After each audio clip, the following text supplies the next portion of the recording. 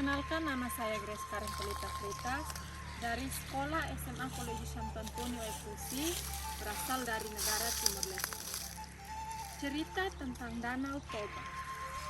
Pada zaman dahulu, di Pulau Sumatera, tepatnya di Provinsi Sumatera Utara, hiduplah seorang petani bernama Toba.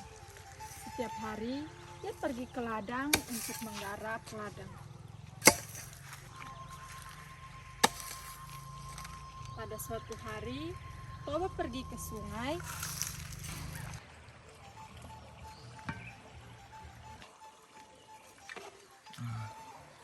membawa ember, alat pancing untuk memancing di sungai rumput.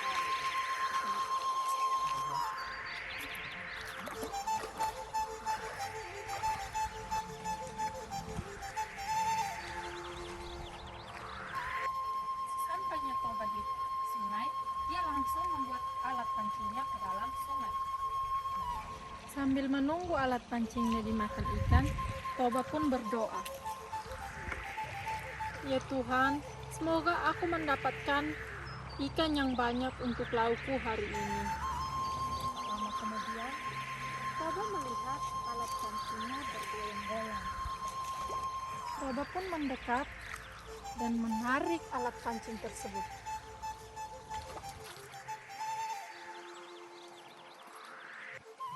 Toba terlihat sangat senang karena mendapatkan ikan yang berukuran besar, warnanya kuning keemasan. Tetapi anehnya, ikan tersebut dapat berbicara. Tolong, jangan bunuh aku, biarkan aku hidup. Akhirnya, Toba pun takut dan melepaskan ikan tersebut ke dalam air. Akhirnya, Toba pun melepaskan ikan tersebut ke dalam air. Tak lama kemudian, Toba melihat ikan tersebut berubah menjadi seorang wanita yang sangat cantik jelita. Toba pun bertanya, "Bukankah kamu seekor ikan?" Wanita itu pun menjawab, "Iya, aku adalah seorang putri yang dikutuk dari kerajaan karena melanggar peraturan. Jangan bunuh aku, jadikan aku sebagai istrimu. Tapi ada satu syarat, kau tidak boleh membocorkan rahasia bahwa aku adalah seekor ikan. Apabila kau membongkar rahasia itu, akan terjadi musibah yang sangat dahsyat." Akhirnya, Toba pun menyetujui syarat tersebut dan pulang bersama wanita itu ke rumah. Sesampainya di rumah, Toba dan wanita tersebut pun menjalani hidup sebagai sepasang suami istri. Tak lama kemudian, istri Toba pun hamil dan melahirkan seorang anak laki-laki yang dinamakan sebagai Samosir. Samosir pun tumbuh menjadi anak yang sangat tampan. Tetapi anehnya, Samosir selalu merasa lapar. Setiap kali makan, tak pernah merasa kenyang. Pada suatu hari, ibunya menyuruh Samosir pergi mengantarkan makanan ke ayahnya di ladang. Ibunya pun memanggil, "Samosir! Samosir!" Samosir pun menjawab, "Iya Bu, sini kau. Antarkan makanan ini ke ayahmu di ladang." Samosir pun menjawab, "Baik Bu." Akhirnya Samosir pun pergi mengantarkan makanan ke ayahnya di ladang. Tetapi di tengah jalan, Samosir merasa sangat lapar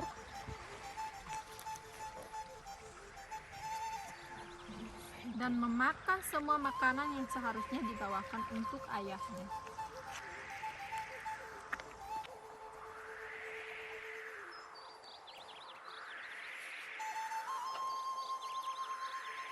Akhirnya, Samosir pun tertidur lelap di sebuah pondok.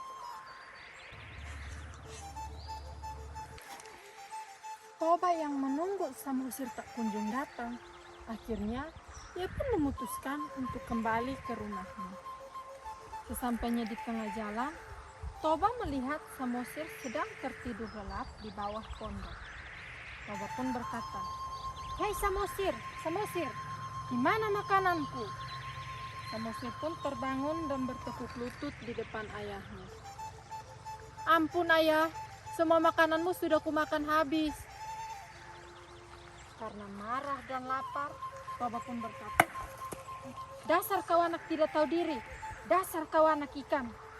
Sambil menangis dan berlari, Samosir pun pergi ke rumahnya dan berkata, "Ibu, ibu, ibu, apakah aku berasal dari seekor ikan?" Ibunya pun berkata, "Pergilah kau ke dataran tinggi dan kering. Sebentar lagi akan terjadi musibah yang sangat dahsyat."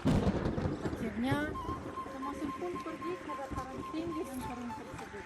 Dataran tinggi dan kering tersebut pun berubah menjadi Pulau Samosir. Tak lama kemudian, dari bekas injakan kaki Toba muncullah semburan air yang sangat deras. Air tersebut pun menyebar menjadi sebuah telaga. Telaga itu pun dinamakan sebagai Danau Toba. Pesan moral dari cerita ini adalah seorang suami tidak boleh membocorkan rahasia dari seorang istri, dan pesan moral untuk anak harus berbakti kepada orang tua.